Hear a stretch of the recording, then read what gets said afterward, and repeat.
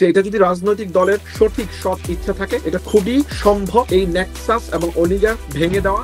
সামর্থ্য থাকে তাহলে আপনি অন্যায়ের বিরুদ্ধে হাত দিয়ে প্রতিরোধ করবেন, যদি সামর্থ্য না থাকে তাহলে আপনি কথা দিয়ে প্রতিরোধ করবেন। মানব কেন্দ্রিক এবং কল্যাণমুখী অর্থনীতি খুবই ভারী একটা জিনিস। এটাকে আমরা কিভাবে বুঝি? চায়ের দোকানে মানুষটা কি জানতে চায়, এই কথাগুলো তো আসতে হবে। আপনার শুধু পলিসি হয়, শুধু আইন করে। আইন কিন্তু করা সহজ, আইনের কমপ্লায়েন্স বা আইনের এনফোর্সমেন্ট করাটা কিন্তু সবচেয়ে গুরুত্বপূর্ণ। আপনি জানেন, কিন্তু ভালো মানুষরা জায়গা মতো পৌঁছে দেবে। সিস্টেমটা কেন এরকম? অর্থনীতির পরিকল্পনার কেন্দ্রবিন্দুতে থাকতে হবে মানুষের সামগ্রিক বিকাশ, কেবল ক্ষমতা নয়। এখন যে সিস্টেমে আমরা খেলি, ব্যাপারটা অনেকটা এরকম যে হচ্ছে আপনি যদি ফাউল করেন আপনি খেলাটা জিতবেন। এক ব্যক্তি দলীয় প্রধান এবং রাষ্ট্রীয় প্রধান হতে পারবে না, এক ব্যক্তি সংসদ প্রধান এবং দলীয় প্রধান হতে পারবে না। কেন বলতেছে? অন্যান্য রাজনৈতিক দলগুলো এটাকে জাস্ট এইভাবে দেখানোর চেষ্টা করতেছে মানুষের কাছে যে ওরা নির্বাচন চায় না, ওদের আসলে অন্য ধান্দা আছে ইত্যাদি ইত্যাদি। ওরা কি আসলে এই কথাগুলি ওদের ব্যক্তি স্বার্থে বলতেছে নাকি রাষ্ট্রীয় স্বার্থে বলতেছে?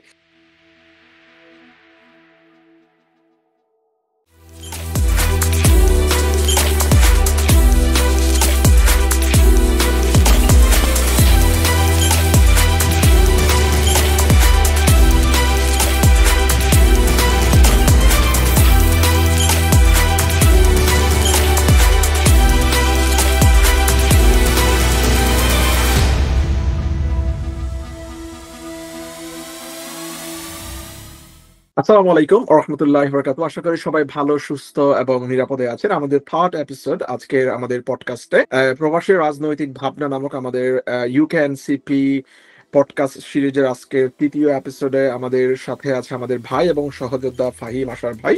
ফাহিম আশার ভাইকে আমাদের পডকাস্টের মধ্যে স্বাগত জানাচ্ছি। তো ভাই আজকে অনেক কষ্ট করে, অনেক ব্যস্ততার মধ্যেও আমাদেরকে সময় দিয়েছে। আজকে ভাই আমাদের একটা টপিক আলোচনা করবে এবং আমাদের সেই টপিকটা থাকবে ইশতেহারের 14তম দফা নিয়ে ভাই আলোচনা করবে। সো আমরা সেই দফা নিয়ে আলোচনা করার আগে ভাইয়ের কাছ থেকে শুনতে চাচ্ছি যে ভাই কেন এনসিপির মধ্যে যুক্ত হলেন। এই বিধি ব্যস্ত এবং এই প্রফেশনাল লাইফের মধ্যেও একজন প্রফেশনাল ইন্ডিভিজুয়াল হয়েও কেন ভাই নতুন রাজনৈতিক দলের সাথে যুক্ত হলো এবং এই ছাত্র জনতার এবং এই তরুণ জনতার রাজনৈতিক দলের সাথে উনি যুক্ত হলো, কি ওনার ভাবনা, এর পিছনে কি কাহিনী? সো ভাইয়ের কাছ থেকে আমরা একটু শুনতে চাচ্ছি। Welcome to our podcast. ভাই কেমন আছেন? আশা করি ভালো আছেন। প্লিজ আপনার কারণ আমাদের সাথে শেয়ার করেন আমাদের অডিয়েন্সদের জন্য। থ্যাংক ইউ হিমেল ভাই। বিসমিল্লাহির রহমানির রহিম। রাব্বি ইশরাহ লি সাদরি ওয়াসির লি আমরি ওয়াহলুল উকদাতাম মিন লিসানি ইয়াফকাহু কাওলি। হিমেল ভাই, থ্যাংক ইউ সো মাচ আজকে আমাকে ডাকার জন্য। আমি তো ধরেন আপনাদের সাথে আসি প্রথম থেকে, আমরা একসাথে আসি প্রথম থেকে বলতে আমি একদম প্রথম থেকে তো না, আপনারা তো আরো আগে থেকে আছেন। আমার মনে হয় যে আমি পরে আসছি, আমার কাছে মনে হয়, মানে আমি মনে হয় যে কয়েকদিন পরে আসছি, আপনারা মনে হয় আমার আগে আসছেন আর কি। হ্যাঁ, মানে আমি মনে হয় জয়েন হয়েছি কিছুদিন পরে, বাট বেশি মানে গ্যাপ নাই আর কি, ব্যবধান। আসলে আমাদের শুরুর গল্পটা কোনখান থেকে শুরু হবে এটা একটা প্রশ্ন। মানে আমরা কি এনসিপি থেকে শুরু করব নাকি আমরা জুলাই থেকে শুরু করব? আমার মনে হয় যে আপনি এনসিপি থেকে যদি শুরু করেন, যে কারণ এনসিপি তো একটা রাজনৈতিক দল বর্তমানে। তো জুলাইটা তো ছিল আমাদের একটা আকাঙ্ক্ষার জায়গা, আমাদের একটা আবেগ অনুভূতির জায়গা, যে অনেকে হয়তোবা যাদের কখনো কোনো ধরনের কোনো আবেগ ছিল না, তাদেরও আবেগ চলে আসছে আমাদের এই জুলাই গণ অভ্যুত্থানের। এত মানুষ এবং আমাদের এই ছাত্র ভাই, ছোট ছোট মানুষগুলিকে যখন গুলি করে মারতেছিল এই স্বৈরাচারী শেখ হাসিনা, তখন কিন্তু ওদের এই নির্মমতা দেখে কিন্তু অনেকের মধ্যে ভালোবাসা এবং অনেকের বিবেক কিন্তু নাড়া দিয়েছিল। ইভেন অনেক আওয়ামী লীগের কিন্তু ওনাদের পদ পদবি ছেড়ে এই ছাত্র জনতার এই গণ অভ্যুত্থানের মধ্যে একাত্মতা পোষণ করেছে। We highly appreciate that their initiative, ঠিক না? সো আমার মনে হয় যে আপনার এনসিপির জার্নিটা যদি আমাদের সাথে শেয়ার করেন, যে কি আপনাকে এনসিপির মধ্যে নিয়ে আসলো। আমি জানি যে আপনি ব্যক্তিগতভাবে একজন ডক্টর, ঠিক না? সো আপনার মাশাআল্লাহ ওইরকম একটা নোবেল প্রফেশন থেকে আমরা জানি যে বাংলাদেশের কনটেক্সটে যে যারা ভালো প্রফেশনের মধ্যে থাকে ওরা কিন্তু নিজেদেরকে রাজনীতির মধ্যে জড়াতে চায় না। ওরা মনে করে যে রাজনীতি হচ্ছে একটা vulnerable প্লেস, ওই প্লেসের মধ্যে জড়ালে হয়তোবা পরিবার পরিজন সহ সবাই হয়তোবা vulnerable একটা সিচুয়েশনের মধ্যে চলে আসে। সেই জায়গা থেকে আপনি এত ভালো পড়াশোনা করে ভালো একটা প্রফেশনের মধ্যে থেকে আপনি কেন এনসিপির মতো একটা রাজনৈতিক দলের সাথে যুক্ত হলেন? এনসিপির মতো বলার কারণ হচ্ছে এনসিপি তো হচ্ছে গরিব মানুষের দল, ওরা তো আসলে কোনো মাফিয়ার কোনো দল না, ঠিক না? ওদের তো কোনো গডফাদার নাই যে অন্যান্য রাজনৈতিক দলের মতো না। সো ওরা একটা গ্রোয়িং পলিটিক্যাল পার্টি। হ্যাঁ, অনেক স্ট্রাগল করতেছে, দুই বড় বড় রাজনৈতিক দলের চিপার মধ্যে পড়ছে। তো সেই জায়গা থেকে কেন আপনি যুক্ত হলেন, কি আবেগ অনুভূতি আছে এর পিছনে, ওই গল্পটা বলেন, যেন অন্যান্য মানুষ যারা আছে ওরা যেন মানে আপনার টেক্সটটা যেন ওরা পারে নেওয়ার জন্য, ওদের কনসিডারেশনের জন্য, এই পার্টিতে জয়েন করার জন্য। থ্যাংক ইউ ভাই। হ্যাঁ ভাই, আপনি আসলে খুবই একটা ইন্টারেস্টিং জায়গা থেকে শুরু করছেন আসলে। এটা একটা ভালো ব্যাপার। তো প্রথমে আপনাদের যে দর্শক যারা আছেন, আমাকে যারা শুনতেছেন, তাদেরকে সালাম, তাদেরকে আদাব।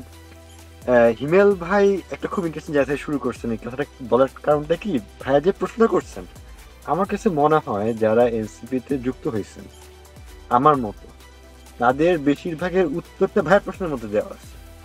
ভাই যেটা বলতেছেন যে এনসিপি তো মাফিয়াদের দল না, এনসিপি তো আপনি টাকা পয়সা পাইতেছেন না, এনসিপি তো আপনি লাভ করতে পারতেছেন না, তাহলে আপনি হ্যাঁ এই দলে আসবেন কেন? এবং এইটা কি আপনি উত্তর হিসেবে যদি নিয়ে নেন, তার মানে যেই মানুষগুলো আসলে এটা চায় না, হ্যাঁ যারা চাইতেছে না যে হচ্ছে আমার রাজনীতি করে আয় করতে হবে, আমাকে হ্যাঁ রাজনীতি করে বড়লোক হইতে হবে, আমার মাফিয়া হ্যাঁ হইতে হবে, আমার বিরাট ক্ষমতা লাগবে। হ্যাঁ তো আসলে কিন্তু জুলাই মানে এনসিপি থেকে শুরু, মানে এনসিপির সাথে জুলাই, মানে জুলাই তো সবার, খালি এনসিপির না, কিন্তু জুলাইয়ের সাথে এনসিপি এত অঙ্গাঙ্গি ভাবে জড়িত যে জুলাই, যেমন ধরেন সত্যি কথা যেটা আপনি যে কথাগুলো বলছেন, প্রত্যেকটা কথা আমার জন্য প্রযোজ্য জুলাইয়ের আগে।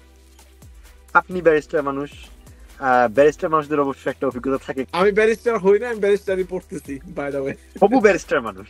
ইনশাআল্লাহ ইনশাআল্লাহ ইনশাআল্লাহ। তো এখন ব্যাপারটা হইতেছে যে আইন পেশার একটা ব্যাপার আছে আসলে। আইন পেশার সাথে কিন্তু রাজনীতির একটা ঐতিহাসিক সম্পর্ক আগে থেকেও আছে, কারণ হ্যাঁ কিন্তু অন্যান্য প্রফেশন গুলো যেভাবে আপনার পলিটিক্স থেকে মুখ ফিরিয়ে নিছিল, এবং যাদের আসলে একটা অন্য ধরনের উদ্দেশ্য থাকতো, তারাই দেখা যেত আমাদের দেশে পলিটিক্সে ইনভলভ হয়, এটাই ছিল একটা কালচার হয়ে গেছে। জুলাই তো সেটাকে চেঞ্জ করে দিল। হ্যাঁ আমাদের যে ছোট ভাই বোনরা, তারা তো এটা চেঞ্জ করতে বাধ্য করলো আমাদেরকে, আমাদেরকে চোখে দেখাই দিল যে তোমরা আসলে কি করছো।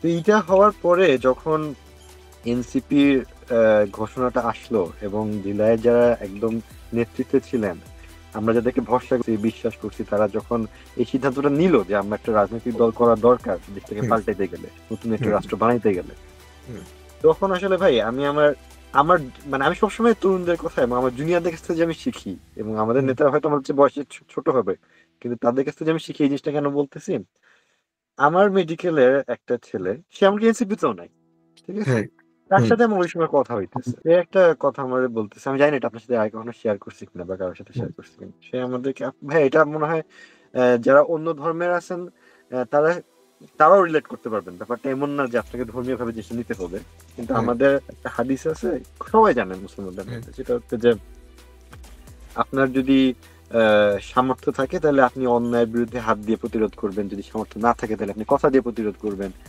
যদি সেটাও না থাকে তাহলে অন্তরের মধ্যে ঘৃণা রাখবেন। এটা হচ্ছে আপনার ইমানের সর্বনিম্ন এটা পর্যায়। আমার খুবই খুবই পছন্দের একটা ডায়লগ। যদি একদম নিতান্তই না পারেন, তাহলে আপনার মুচকি হাসি দিয়েও আপনি ওই অন্যায়ের প্রতিবাদ করতে হবে। রাইট। এটা আমি বলি মানে সচরাচর এখন সবাইকে। ধরেন আপনার কিন্তু মুসলমান হওয়ারও দরকার নেই, আপনি যে কোনো একজন সাধারণ মানুষ, যেমন আমি অনেক কিছু don't take this as a religious text, আমি এটা বলছি, আপনি এজ আ প্রিন্সিপাল এটা কিন্তু যে কেউ যে কোনো মানুষের সাথে রিলেট করতে পারে, তাই না? যখন জুলাই হওয়ার পরে এবং এনসিপি হব হব করতেছে, সেই সময় আমার সাথে জুনিয়রের সাথে কথা হইতেছে, যে সেই সময় বাংলাদেশে ছিল আমাদের মেডিকেল, আমাদের 5-6 বছরের জুনিয়র হবে, সে আমাকে বলতেছে যে তার সাথে আলাপ করছি, এখন কি হবে দেশে, কি হবে, কি হইলো, এগুলো নিয়ে আলাপ করতেছি। তখন সে যেটা বলতেছে যে ভাই দেখেন, যারা প্রতিবাদ করার যখন হাসিনা ছিল তখনও কিন্তু তারা প্রতিবাদ করছে, নিজেদের উপরে নিয়েই প্রতিবাদ করছে। এখন আপনার কতখানি শক্তি আছে, কখন আপনি কথা বলতে পারবেন, এটা তো আসলে আপনি নিজে মেজার করতে পারবেন। তো ব্যাপারটা হইতেছে হাসিনা চলে গেছে, এখনো যদি আপনি ন্যায় কথাটা না বলেন, এইটুকুও যদি আপনার সে শক্তিটা না থাকে, এখনো যদি আপনি পিছনে বসে থাকেন চুপ করে, যেখানে এতগুলো ছেলে মরে গেল, এতগুলো মেয়ে মরে গেল আর আমরা বেঁচে থাকলাম, এটা মানুষ হিসেবে আমাদের ফেলিয়ার। সেই চিন্তা থেকে আমার কাছে মনে হয়েছে যে না, এনসিপি তে জয়েন করলে হয়তো আমাদের যে ইচ্ছাটা যে আমরা একটা নতুন রকমের দেশ দেখতে চাই, এনসিপি তো একমাত্র বলতেছে, আর কেউ তো বলতেছে না, সেই জন্যই তাদের সাথে গেলাম। এটাই হচ্ছে কথা। এখন সবাই রাজনীতি করবে, সবাই এটা করবে, সেটা আমি বলতেছি না, কিন্তু জুলাই মাসে চেঞ্জ করে দিয়ে গেছে। যারা সরাসরি যুক্ত হইতেছে না, তারাও তাদের বিভিন্ন জায়গা থেকে, আমি নিশ্চিত আপনি হয়তো আরো ভালো করে ব্যাপারটা বলতে পারবেন, যেটা আপনি আরো মানে সেন্ট্রালি আছেন, সবাই কিন্তু ভাই চাইতেছে একটা নতুন দেশ হোক, হ্যাঁ এটা একটা সবার চাওয়া, এটা এনসিপি সবার চাওয়াটাকে বলতেছে, এটা এনসিপির চাওয়া না, আমি যেভাবে হ্যাঁ, বুঝি।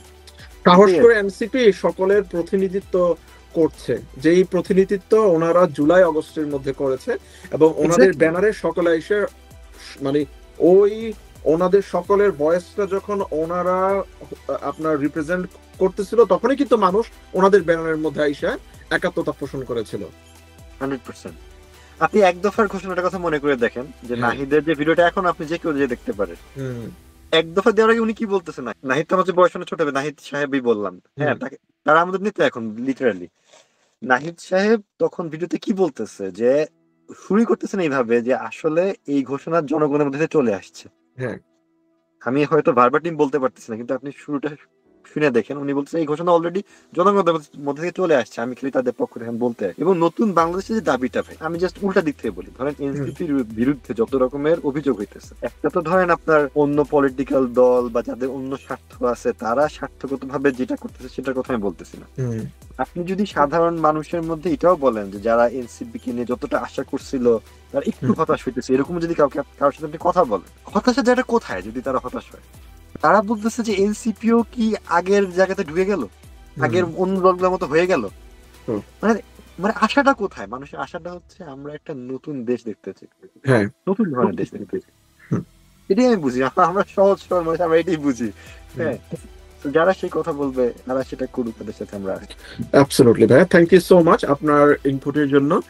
আমাদের আজকের আলোচনার বিষয় আমরা নির্ধারণ করেছি যে আমাদের এনসিপি বা ন্যাশনাল সিটিজেন পার্টির যে ইশতেহার ওনারা ঘোষণা করেছে, জনকেন্দ্রিক বা আমাদের এই জনকল্যাণমুখী যেই ইশতেহার ঘোষণা করেছে 24 দফার, সেই 24 দফার 14তম যেই দফা মানব কেন্দ্রিক ও কল্যাণমুখী যেই অর্থনীতি, খুবই গুরুত্বপূর্ণ একটা দফা।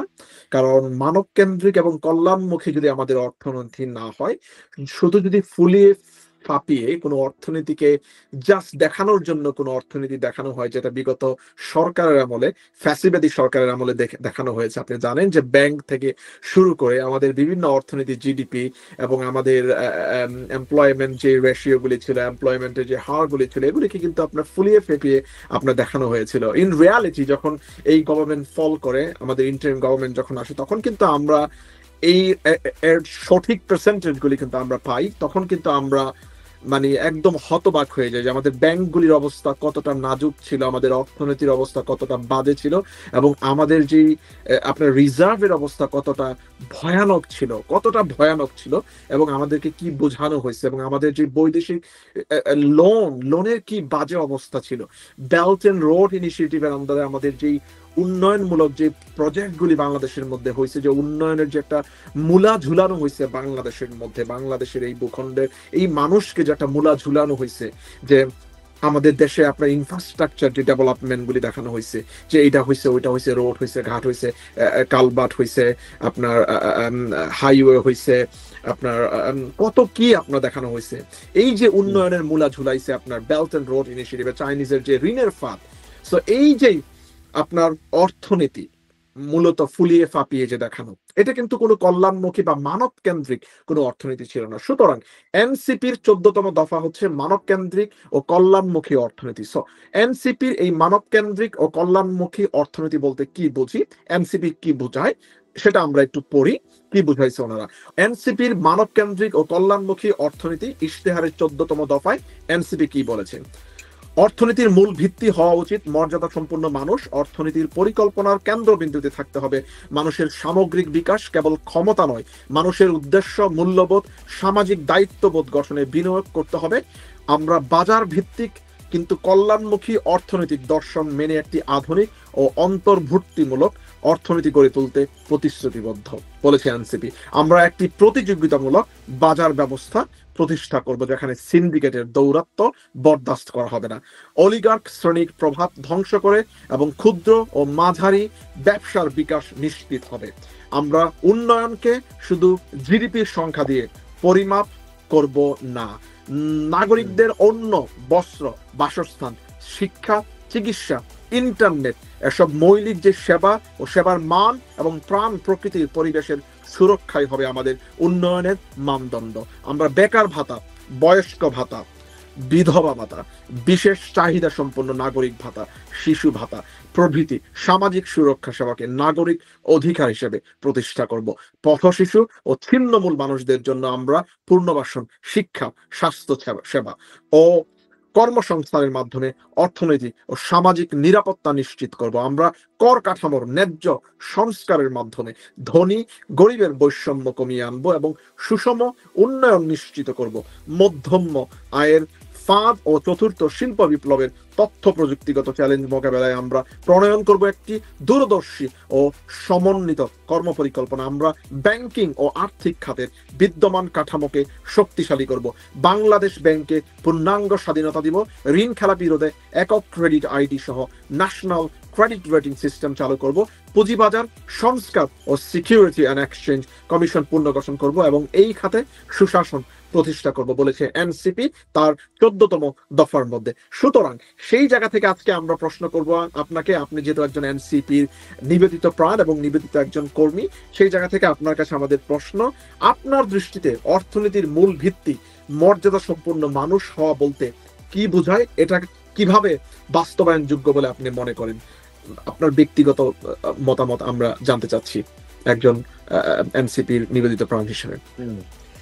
হ্যাঁ হিমেল ভাই, আসলে অনেকগুলি কথা এটার মধ্যে বলা আছে এবং আমরা আসলে আমাদের মনে হয় দুজনেরই বসে ব্যাপারগুলো নিয়ে কথা বলা উচিত। শুধু দুজনের না, সবারই এটা নিয়ে একটু আলাপ করতে হবে। কারণ যেটা হয়েছে 24 দফাটা তো আসলে নির্বাচনী ইশতেহার না। 24 দফা হচ্ছে আপনার এনসিপির লং টার্ম ভিশনের একটা স্টেটমেন্ট এবং আপনার 24টা ক্ষেত্রে তারা সেটা বলতেছে। এটা হচ্ছে অর্থনীতি রিলেটেড যেই দফাটা, মানে অর্থনীতি আমরা এই যাতে যাইতে চাই এবং এটার মধ্যে আসলে কোনটা স্বল্প মেয়াদে হবে, কোনটা মধ্যম মেয়াদে হবে, কোনটা কিছুটা দীর্ঘ মেয়াদে হবে, সেটা যখন নির্বাচনের কাছে আমরা যাব তখন সেটা আমাদেরকে আসতে হবে, সেটা আমাদের রিসার্চের মাধ্যমে আসতে হবে। কিন্তু যখন আমরা, আপনি যেটা দিয়ে শুরু করলেন যে মানব কেন্দ্রিক মানব মর্যাদার একটা প্রশ্ন আসতেছে, মানুষের মর্যাদা, মানবিক মর্যাদা, সেটা আমরা অর্থনীতি কিভাবে একসাথে করে বুঝবো? মানব কেন্দ্রিক ও কল্যাণমুখী অর্থনীতি। মানব কেন্দ্রিক ও কল্যাণমুখী অর্থনীতি। আমি আপনাকে একটা সহজ উদাহরণ দিই, ঠিক আছে? আমি এটা বলতে কি বুঝাইতেছি, আজকের টপিকটা কি ভাই? আজকের টপিকটা হচ্ছে অর্থনীতি।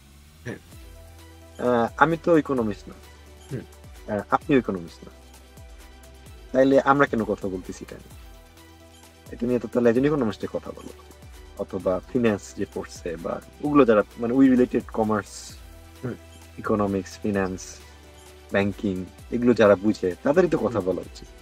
আপনার কাছে কি মনে হয় আমরা কেন কথা বলতেছি? আমরা কি বুঝি আর কি আমাদের জায়গা থেকে, আমরা কেন কথা বলতেছি? আমাদের জায়গাটা কোথায়? এখন ব্যাপারটা হইতেছে যে কোনো জিনিসই ভাই, যতই আপনার এক্সপার্ট থাকুক না কেন, এক্সপার্টরা বেসিক্যালি মানুষকে সার্ভ করে। আপনি ব্যারিস্টার, আপনি লতে এক্সপার্ট, আমি লতে এক্সপার্ট না, কিন্তু আপনি একটা মানুষকে সার্ভ করেন। আমি যখন ডাক্তার, আমাকে কিন্তু রোগীর কথাটা শুনতে হবে, রোগী কি চায়। আমি এটা ডিকটেট করতে পারবো না যে তোমার ওইটা চাওয়া উচিত। এই যে মানুষের এজেন্সিকে আপনি মর্যাদা দিতেছেন, মানুষের নিজের চাওয়াকে আপনি মর্যাদা দিতেছেন। আমাকে একটু বলেন, ইকোনমিক্স আমরা যেভাবে আসলে, খালি আমি অর্থনৈতিক কথা বলতেছিলাম, আমাদের বাংলাদেশে যে কোনো জিনিস যখন আমরা মানে একটা পলিসি বানাই, ইত্যাদি ইত্যাদি করি, আমরা আসলে কতখানি মানুষের কথাটা শুনি।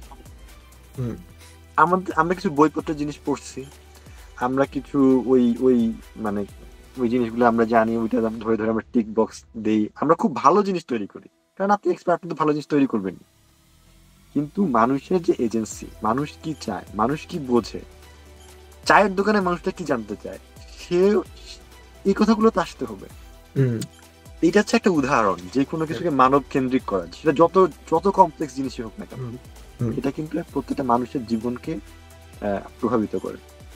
সো আমাদের কথাগুলো এক্সপার্টদের মতো হবে না, কারণ আমি এক্সপার্ট না, কিন্তু প্রত্যেকটা এক্সপার্টিসে সাধারণ মানুষকে কেন্দ্রে রেখে, তার ইচ্ছাকে কেন্দ্রে রেখে, তাকে, এইটাই হচ্ছে মানবিক মর্যাদা। আমি মানবিক মর্যাদা বলতে এটা বুঝি। তো অর্থনীতির ক্ষেত্রেও আমাদেরকে ওই জিনিসটাকে মাঝখানে রাখতে হবে। আপনি ধরেন অনেক টুলস ডেভেলপ করছেন, একটা দেশের অর্থনীতি ভালো করতেছে কি খারাপ করতেছে এটা বোঝার জন্য আপনি জিডিপি আছে, আপনার নানা রকম জিনিসপত্র আছে। আমরা ধরেন একদম বেসিক ইকোনমিক্সে 1 2 3 4 থেকে যেটা আমরা জানি। হুম। কিন্তু সেখানে মানুষের কথাটা আপনি শুনবেন কিভাবে? আমরা তো একটা ফ্যাসিবাদী আমল পার করে আসলাম। আমরা তো দেখলাম যে ইকোনমিক্সরা আমাদেরকে, আপনি যেটা বলতেছিলেন যে তারা তো বিভিন্ন রকম পরিসংখ্যান দেখাইলো, ডাটা দেখাইলো, ইত্যাদি ইত্যাদি দেখাইলো। আপনি পরিসংখ্যান ডাটা দেখতেছেন, সেটার মধ্যে 2 নাম্বারই করতেছে, এটা তো একটা দিক আছেই। কিন্তু আরেকটা দিক আপনি চিন্তা করেন, আপনি যদি জাস্ট খালি বাসা থেকে বের হয়ে আপনার বাসাতে যে কাজ করে, হ্যাঁ, তার বাসাতে যদি একদিন যান, অথবা যে রিক্সাওয়ালাটা আপনাকে নামাই দিয়ে গেছে তার সাথে যদি আপনি 2টা মিনিট কথা বলেন, অথবা আপনি চায়ের দোকানে যদি বসে খালি আশেপাশে মানুষের কথা শুনেন, আপনার কি মনে হয় না যে একটা দেশের অর্থনীতি যখন ভালো থাকে তখন মানুষজনের কথা একরকম হয়, তার পোশাকটা একরকম হয়, আর চায়ের দোকানে সে কয়েক চামচ চিনি নেয় আর চায়ের দামটা কত হয়। আর আর যখন অর্থনীতিটা খারাপ করে, এটার মধ্যে যে একটা তফাৎ হয়, এটা কি বোঝা যায় না? কিন্তু আমরা এক্সপার্টরা যদি এটার দিকে না তাকাই, আমরা যদি মানুষের কথাটা না শুনি, এক্সপার্টও তো এক্সপার্টের যাতে আছে, পলিটিক্যাল পার্টির কাজটাই তা। আমাদের সাথে পলিটিক্যাল পার্টিতে হয়ে গেছে মাফিয়া, কিন্তু পলিটিক্যাল পার্টির কাজটাই তা যে ভাই তুমি এক্সপার্ট, তুমি ইকোনমিস্ট, কিন্তু আমার এলাকার চাওয়ালা তো বলতেছে যে কি ব্যাপার, চাপাতি এত দাম কেন, চিনি এত দাম কেন, আমার তো চায়ের দাম না বাড়াইলে তো আমি ইয়া করতে পারতেছি না, আমার এখানে যে চান্দা নিয়ে চলে যাইতেছে, প্রতি মাসে নিয়ে চলে যাইতেছে, এটা তো কোনো হিসাব নাই। একটা পলিটিক্যাল পার্টির কাছে এটাই যে মানুষের কথাকে এক্সপার্টের কথার সাথে আপনি মানে এক জায়গাতে নিয়ে আসবেন, তাহলে আপনি একটা একটা একটা অন্য রকমের ছবি পাবেন, নতুন ভাবে আপনি দেখবেন একটা জিনিস। আচ্ছা, আপনার কাছে আমার আরেকটা প্রশ্ন হচ্ছে যে এই যে আমরা বাংলাদেশের মধ্যে সবাই ধরেন সিন্ডিকেট, তারপরে অলিগার্ক আছে, এই নিয়ে আমরা বিভিন্ন ধরনের প্রতিশ্রুতি দিই। আপনি জানেন যে বিভিন্ন রাজনৈতিক দল থেকে বলে যে আমরা যদি ক্ষমতার মধ্যে আসি বা আমরা যদি ক্ষমতার ধার প্রান্তে আসি, আমরা এই সিন্ডিকেট এবং অলিগার্ক শ্রেণীকে আমরা ধ্বংস করে দেব বা আমরা ওদেরকে কোনো জায়গা দিব না, কোনো স্পেস দিব না। আপনি কি মনে করেন যে আদৌ এই যে সিন্ডিকেট এবং অলিগার্ক শ্রেণীর প্রভাব ধ্বংস করার যে প্রতিশ্রুতি অনেকেই দেয়, এই কি বাস্তবে আদৌ সম্ভব? এটা কতটা আপনার বাস্তবে করা সম্ভব? আপনি আমাকে প্রশ্নটা করছেন, ঠিক আছে, আপনি প্রশ্নটা করছেন, কিন্তু আমি যেহেতু ইকোনমিস্ট না, আপনি আর আমি কিন্তু একই জায়গাতে, এমন না যে আমি আপনাকে একটা ভালো থিওরিটিক্যাল উত্তর দিতে পারবো। তো আপনাকে খালি প্রশ্ন করলে হবে না, আপনার কাছে কি মনে হয়? আপনি তো ধরেন আইনের মানুষ, আপনার আইনের দিক থেকে কি মনে হয়? আচ্ছা, আমার কাছে কি মনে হয়, গুড কোশ্চেন, যেটা আপনি আমাকে প্রশ্নটা ছুড়ে দিয়েছেন। সিন্ডিকেটের যে বিষয়টা এবং অলিগার্কের যে বিষয়টা, এটা বিভিন্ন রাজনৈতিক দল থেকে আপনার বলা হয় যে আমরা যদি ক্ষমতার মধ্যে আসি, এই সিন্ডিকেট এবং অলিগার্ক শ্রেণী আমরা ধ্বংস করে দিব। আমার কাছে মনে হয় ব্যক্তিগতভাবে যদি ওনাদের সৎ ইচ্ছা থাকে এবং ওনারা যদি পলিসি মেকিং এর দিকে শুধু আপনার গুরুত্ব আরোপ না করে, যদি ওনারা কমপ্লায়েন্সের দিকে আপনার গুরুত্ব আরোপ করে। আপনি জানেন যে আমাদের বাংলাদেশের মধ্যে বিগত দিনগুলিতে আপনার শুধু পলিসি হয়, শুধু আইন করেন। আইন কিন্তু করা সহজ, আইনের কমপ্লায়েন্স বা আইনের এনফোর্সমেন্ট করাটা কিন্তু সবচেয়ে গুরুত্বপূর্ণ। আপনি জানেন যে আইনের এনফোর্স হচ্ছে কিনা, আইন করা কিন্তু সহজ। আইনের পলিসি কিন্তু বানানো, একটা আইন করা কিন্তু এসি রুমের মধ্যে বসে কথা বলে আইন বানানো খুবই সহজ একটা বিষয়। আইনের এনফোর্সিং হচ্ছে মাঠ পর্যায়ের মধ্যে, আইনের এনফোর্সিং করে আইন শৃঙ্খলা বাহিনী, আর আইন প্রণয়ন করে এনফোর্সমেন্ট বাহিনী, ঠিক আছে। আর আইন কিন্তু বানায় হচ্ছে একটা শ্রেণী, বা আপনার ধরেন আইন প্রণয়নকারী একটা সংস্থা থাকে, বা আইন যারা বানায় ওনারা কিন্তু একদম এসি রুমের মধ্যে বসে কথা বলে বিজ্ঞ লোকের আইন বানায় দেয়, ঠিক আছে। আইন যারা প্রণয়ন করে, যারা আপনার এটা এনফোর্স করে, ওরা যদি কাজটা ঠিক মতো না করে এবং যারা এটা কমপ্লাই করে সাধারণ মানুষ, ওদের যদি সৎ ইচ্ছাটা না থাকে, তাহলে আমার কাছে মনে হয় যে এই কাজটা করা খুবই টাফ হয়ে যায়। সুতরাং এই জায়গার মধ্যে 3টা রোল থাকে। যারা এটা আপনার বানায় ওদের একটা রোল থাকে, এবং যারা এটা এনফোর্স করে ওদের আরেকটা রোল থাকে। ওই রোলটা হচ্ছে ওই যে রাজনৈতিক যে দলগুলি আছে ওদের সৎ ইচ্ছাটা থাকতে হবে। সো আমার কাছে মনে হয় যে it's possible, it's very very possible, it's not impossible task. যদি এটা রাজনৈতিক দলের ইচ্ছা থাকে যে আমরা বাংলাদেশ থেকে সিন্ডিকেট এবং অলিগার্ক শ্রেণী দূর করে দিব। আপনি জানেন যে ইন্টারিম গভর্নমেন্ট কিন্তু একটা ইনিশিয়েটিভ নিয়েছিল যে এই যে বাজার ব্যবস্থা, এই বাজার ব্যবস্থার সিন্ডিকেট ওনারা দূর করে দিবে। আপনি জানেন ওনারা কিন্তু এটা খুবই সাকসেসফুলি বাংলাদেশের মধ্যে ইতিহাসের অন্যতম একটা অপরিবর্তনযোগ্য একটা পরিবর্তন কিন্তু ওনারা সাধন করে দেখিয়ে দিয়েছে, যে বাজার ব্যবস্থা কিন্তু ওনারা নিয়ন্ত্রণ করতে পেরেছে আমাদের রমজানের মধ্যে। এটা কিন্তু প্রফেসর মোহাম্মদ ইউনূসের অন্যতম একটা সাফল্য, যে উনি কিন্তু বাজারটা নিয়ন্ত্রণ রাখতে পেরেছে রমজানের মধ্যে। সো এটা কিন্তু চারটিখানি কথা ছিল না, আপনি জানি না রিক্যাপ করতে পারতেছেন কিনা। শেখ হাসিনা স্বয়ং নিজে বলেছিল যে উনি এবং ওনার মন্ত্রী পর্যন্ত বলেছিল যে we are very very helpless on this task, কারণ ওনাদের এতটা স্ট্রং একটা নেক্সাস ছিল এই সেক্টরের মধ্যে যে ওনারা ওই নেক্সাস ভাঙতে পারতেছিল না।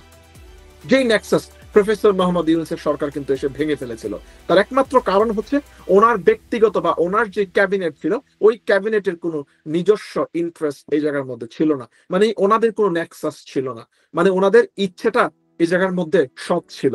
সো আমি মনে করি যে এটা যদি রাজনৈতিক দলের সঠিক সৎ ইচ্ছা থাকে, এটা খুবই সম্ভব এই নেক্সাস এবং অলিগার ভেঙে দেওয়া।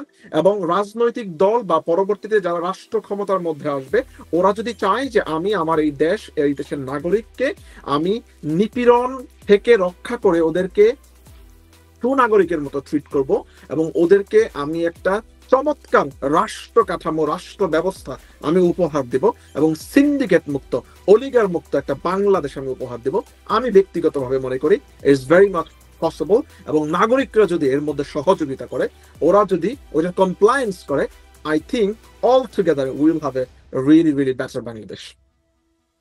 এটা হচ্ছে আমার আনসার। হিমেল ভাই, আপনি আসলে খুবই একটা ভালো কথা বলছেন, যে আমরা যদি আসলে আইনটাকে অ্যাপ্লাই করতে পারি, কমপ্লায়েন্সটা যদি আমরা বাড়াইতে পারি, তাহলে অবশ্যই আমরা এগুলি করতে পারবো। আর দেখেন 24 দফার মধ্যে যেহেতু আমরা এটা বলছি, এটা কিন্তু কোনো অসম্ভব জিনিস না। পৃথিবীর বিভিন্ন দেশে তো দুর্নীতি, মানে আমরা দুর্নীতিতে 1 নাম্বার দেশ, এটা লজ্জাজনক একটা ব্যাপার। এখন মনে হয় 1 নাম্বার নেই, এখন কয় নাম্বার আছে আমি জানি না, কিন্তু ব্যাপারটা হইতেছে যে পৃথিবীতে তো বহু দেশ আছে, তাই না? সবাই তো আর এত খারাপ অবস্থাতে না, উন্নতি করা অবশ্যই সম্ভব, মানে উপায় আছে। কিন্তু আমার কথাটা হইতেছে, আমার প্রশ্নটা হচ্ছে এই জায়গাতে, যে ধরেন কমপ্লেক্সটা হইতেছে না কেন, আইনের অ্যাপ্লিকেশনটা হচ্ছে না কেন? একটা হচ্ছে সদিচ্ছা, ঠিক আছে, কিন্তু মানে ব্যাপারটা কি এরকম যে বাংলাদেশ হিসেবে আমরা অন্য দেশের মানুষের চেয়ে বেশি খারাপ, আমরা বেশি ব্যাপারটা আসলে আমার কাছে মনে হয় এরকম সরকার না। চায় না এতদিন। আমার কাছে মনে হয় যে আমাদের যেই রাষ্ট্রপ্রধান ছিল এতদিন, ওনাদের তো ইন্টারেস্ট ছিল, এবং যাদেরকে দিয়ে ওনারা এটা বাস্তবায়ন করাবে ওনাদের ইন্টারেস্ট ছিল, কয়েকটা লেয়ার ইন্টারেস্ট ছিল। ধরেন যে মন্ত্রীকে আদেশ দেওয়া হয়েছে, ওনার হয়তো একটা অলিগার শ্রেণী ছিল, ওনাদের ইন্টারেস্ট ছিল। ওনারা হয়তো বা সেকেন্ড লেয়ারের মধ্যে এই ইনফরমেশনটা দিয়েছে, ওনাদের ইন্টারেস্ট ছিল। তো এটা যদি বাস্তবায়ন হয়, আমাদের ইন্টারেস্টের মধ্যে কনফ্লিক্ট হবে, সো যার কারণে বাস্তবায়ন হয় নাই, আমার কাছে মনে হয় আর কি। তো যে কারণে বাস্তবায়ন হয় নাই। আপনার কথাটা তো অবশ্যই ঠিক, মানে আমি একটু তার নিচের ধাপটা, মানে তার এক ধাপ নিচে যেতেছি ব্যাপারটা, যে ধরেন বাংলাদেশে আমরা এত কোটি কোটি মানুষ, তার মধ্যে আগের দলগুলোর মধ্যে যে সবাই খারাপ মানুষ তাও তো না, নিশ্চয়ই মধ্যে ভালো মানুষ আছে।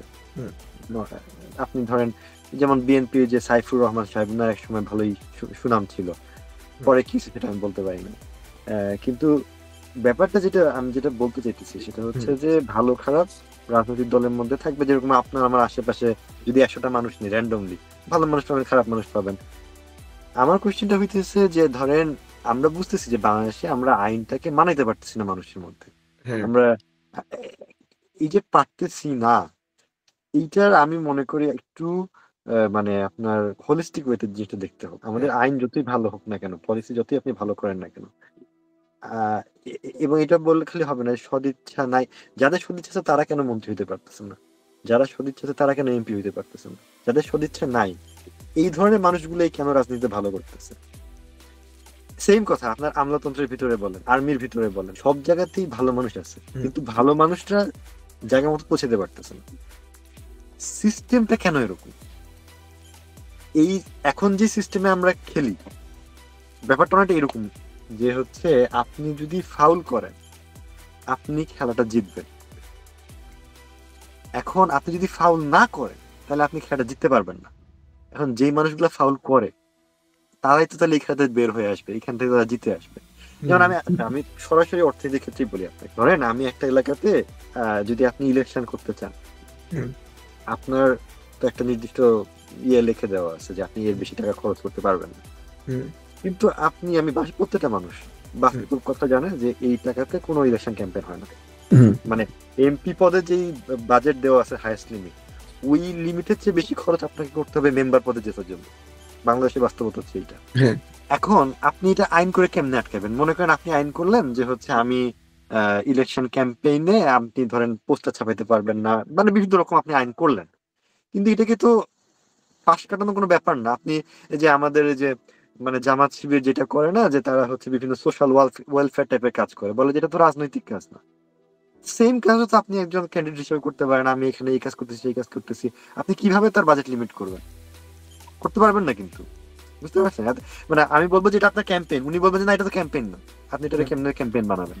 ঠিক আছে? হুম, আচ্ছা গেল। তাইলে এখন কোশ্চেনটা হইতেছে যে তার মানে পলিটিক্স করতে গেলে আপনাকে টাকা লাগবে, এবং এটা হচ্ছে বাস্তবতা। এটা শুধু বাংলাদেশ বলে কথা না। আপনি যে হুম, ইংল্যান্ডে বসে আছেন, যে বড় বড় দলগুলা আপনার ব্যবসায়ীদের কাছ থেকে টাকা নিয়ে পলিটিক্স করতেছে, বাংলাদেশে হুম, কিন্তু সেম, দুনিয়ার সব দেশে সেম। তাইলে কথাটা হইলো বাংলাদেশে যে ব্যবসায়ীরা টাকাটা দেয়, এই টাকাটা দেয় বেশিরভাগ হচ্ছে যাদের কালো টাকা, যাদের হিসাবের বাইরে টাকা আছে। হিসাবের মধ্যে যাদের টাকা আছে তাদের কিন্তু এতটা ইনভেস্ট করা আবার ঝামেলা, তাদেরকে আবার লয়ের মধ্যে দিয়ে যেতে হবে। যাদের কালো টাকা আছে তাদের জন্য মাছ ইজিয়ার এটা, এই জিনিসটা করা। তো ওখানে আপনার একটা লিঙ্ক হয়ে গেল, যে এই ব্যবসায়ী যে সিন্ডিকেটের সাথে কথা বলতেছেন তার সাথে পলিটিক্স এর একটা মানে এমন একটা লিঙ্ক হয়ে। আর একবার যদি আপনি এই টাকাটা নেন, ধরেন আপনি একবার এই টাকাটা নিচ্ছেন, হুম, এরপর আমি একটা আচ্ছা এই ঘটনাটা শেষ করার, এই ঘটনা শেষ করতে আবার একটা গল্প বলি। হুম, একবার যদি আপনি টাকাটা নেন, টাকা নেওয়ার সময় কিন্তু আপনারা বলবে না যে আমার ওই কাজটা করে দিতে হবে, কিন্তু আপনি তো তার তার মানে তার খাতাতে পড়ে গেছেন, বুঝতে পারছেন? পরে কিন্তু সেখান থেকে বের হয়ে আসাটা এত সহজ হবে না। ওই ব্যবসায়ী খাতাতে আপনার মিডিয়া আছে, ওই ব্যবসায়ী খাতাতে আপনার অন্য রাজনীতিবিদ আছে। আপনি যদি এরপরে তার সাথে লিয়াজোটা মেনটেন না করেন, তাহলে কিন্তু আপনার পলিটিক্যাল ক্যারিয়ারটা সে ধ্বংস করে দিতে পারবে। আবার উল্টা দিক থেকেও তাই, ধরেন ব্যবসায়ী যদি আপনার কথা মতো না চলে, হুম, তখন কিন্তু আবার আপনি তাকে হ্যাম্পার করতে পারছেন। এখানে একটা ইনফর্মাল ব্যালেন্স তৈরি হয়ে যায়। হুম, এবং এটা শুধুমাত্র পলিটিক্স আর ব্যবসায়িক বা সিন্ডিকেটের মধ্যে আমি বলতেছি না, আমি ওই যে কথাটা তখন বলতে যে বললাম না, আপনি আমলার কথা ধরেন। হুম, বাংলাদেশের ক্ষমতার জায়গা যদি আপনি বলেন, একটা হচ্ছে পলিটিক্স। যারা পলিটিক্স করে একমাত্র ক্ষমতার এই জায়গাটাকে জনগণ সরাসরি আপনার ভোট দিয়ে নির্ধারণ করতে পারে। আপনি যদি খারাপ হুম, হন, থিওরিটিক্যালি জনগণ ভোট দিয়ে আরেকজন ভালো একটা মানুষ নিয়ে আসতে পারে, ঠিক আছে?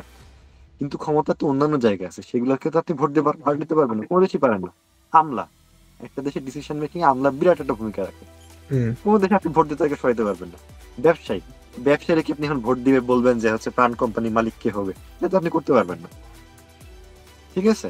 তারপরে আপনার ধরেন আর্মি, তারপরে আপনার ধরেন বিচারালয়, এইগুলা প্রত্যেকটার ক্ষমতা আছে, এবং এগুলা কোনোটাই আপনার গণতান্ত্রিক উপায়ে চালানোর আসলে উপায় তেমন একটা নাই, সত্যি কথা যেটা। হুম, তাইলে অন্যান্য সব জায়গাগুলো হচ্ছে অনির্বাচিত ক্ষমতা, সবগুলোকে ব্যালেন্স রাখার জন্য একটা জায়গা আছে, সেটা হচ্ছে পলিটিক্স।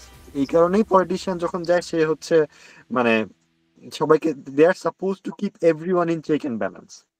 কিন্তু মুশকিলটা হইতেছে আপনি যে জিতে ওইখানে যাবেন, যাওয়ার পথে অলরেডি আপনাকে ব্যবসায়ীর কাছে লিয়াজো করে যাইতে হইতেছে। সেম হুম, জিনিসটা আপনি আমলার ক্ষেত্রে হয়। আমি আমার একজন সরকারি চাকরিজীবী বন্ধুরে জিজ্ঞেস করছিলাম যে বাস্তব কথা যেটা, আপনার আওয়ামী লীগ পিরিয়ডে যারা আওয়ামী লীগ করে নাই এরকম মানুষের জন্য বিসিএস পরীক্ষা দিয়ে আমরা দেখছি যে দাগি অন্য দলের লোক তারাও সরকারি চাকরি পাইছে। কোয়েশ্চেনটা হইতেছে এদেরকে তাহলে আওয়ামী লীগ সরকারের কথা অনুযায়ী তারা চললো, এটা এটা কেমনে কন্ট্রোল করলো? খুবই সিম্পল ভাই, আপনি যখন দেখবেন যে আপনার চারিদিকে মানুষ টাকা খাইতেছে এবং আপনার জন্য অবারিত সুযোগ করে দিচ্ছে, আপনি একজন আমলা, আপনি টাকা খাবেন, কেউ আপনার কিছু বলবে না। আপনার লাইফে একটা প্রবলেম হইতেছে, আপনি চিন্তা করেন, ধরেন আপনার বাবা অসুস্থ বা কিছু একটা হুম, সামথিং। এখন আপনি যদি একবার টাকাটা খান, এইটার রেকর্ড সরকারের কাছে থাকে, আর্মির কাছে থাকে। আপনি যদি একবার টাকা খেয়ে ফেলেন, এরপর আপনি তার কাছে ধরা, এমন কিন্তু আমরা কোনোদিন দেখি না যে সরকারি চাকরি যায়, কিন্তু ব্যাপারটা কিন্তু এরকম না, চাকরি যাইতে পারে না, ঠিক আছে? আপনি মানে বেসিক্যালি তার কাছে মানে একবার যদি খেয়ে ফেলেন আপনি ধরা পড়ে গেছেন। ধরেন আপনি টাকা খাইলেন না, কথা কথা টাকা খাননি, কিন্তু আপনি তো আরেকজন টাকা খাওয়া বন্ধ করতে পারবেন না। সেখানে তো ওই ফাইলে আপনাকে সই করতে হবে তো। এই হুম, ফাইলে যে আপনি সই করছেন, একটা অন্যায্য ফাইলে আপনি সই করতে বাধ্য হয়েছেন, নাহলে তো আপনার ওএসডি করে আর জায়গায় বসায় রাখবে, আপনার তো সংসারটা চালাইতে হবে, হুম, আপনি তো এটা সেটাই, পারবেন না।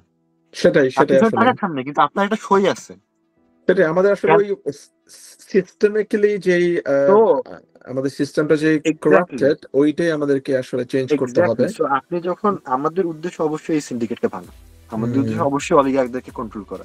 আমাদের কন্ট্রোল। সাধারণ মানুষদেরও এটা বুঝতে হবে যে এটা কত বড় একটা চ্যালেঞ্জ। আমাদের মধ্যে যেটা খুবই ইম্পর্টেন্ট সেটা হচ্ছে আপনার যে ক্ষমতার কেন্দ্রগুলো বললাম প্রত্যেক জায়গাতে ভালো মানুষ আছে, আপনার ভালো মানুষদের মধ্যে একটা লিয়াজো তৈরি করতে হবে।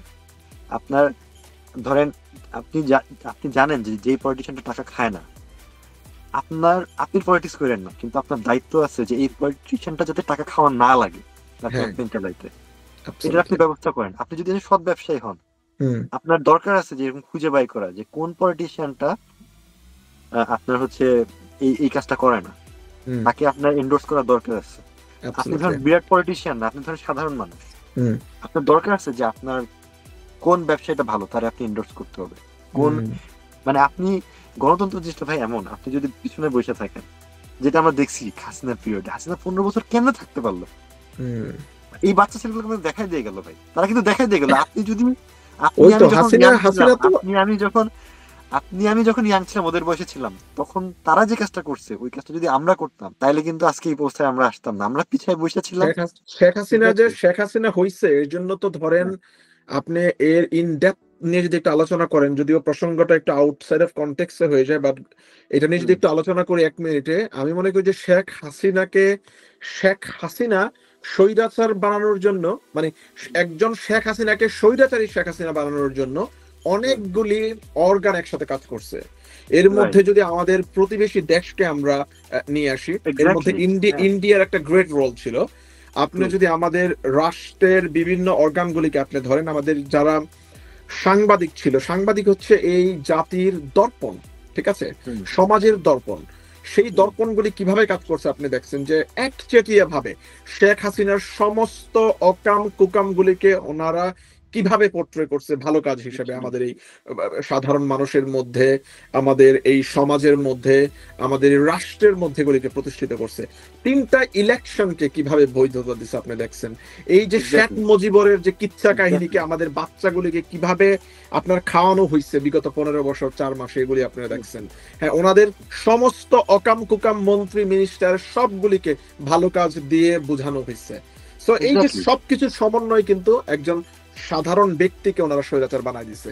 এক্স্যাক্টলি কারণ কেউ এবং তো আপনি ভুল ধরে নাই কেউ, হিমেল সব ভাই আপনি ভালো। একটা জিনিস দেখেন, আমাদের দেশে কিন্তু আপনি যদি বাজারে যান, ঠিক আছে, আমি কি অর্থনীতিবিদ না, কিন্তু আমি বাজারে যাইতাম, হ্যাঁ, ঠিক আছে, আপনার যদি মনে থাকে যে 2000 সালের 2000 যে দশকটা আর কি, শূন্য দশক, সেই সময় যদি আপনি বাজারে যাইতেন, আপনি কিন্তু ভ্যারাইটিস ব্র্যান্ডের তেল দেখতে পাইতেন, ভ্যারাইটিস ব্র্যান্ডের আপনি হচ্ছে সাবান দেখতে পাইতেন। আমরা যখন বলতেছি অলিগার্ক এবং সিন্ডিকেট, আপনি তাকায় দেখেন সেই ব্র্যান্ড গুলো কমতে কমতে এখন অল্প 4-5টা কোম্পানির আপনি জিনিস পাবেন বাজারে।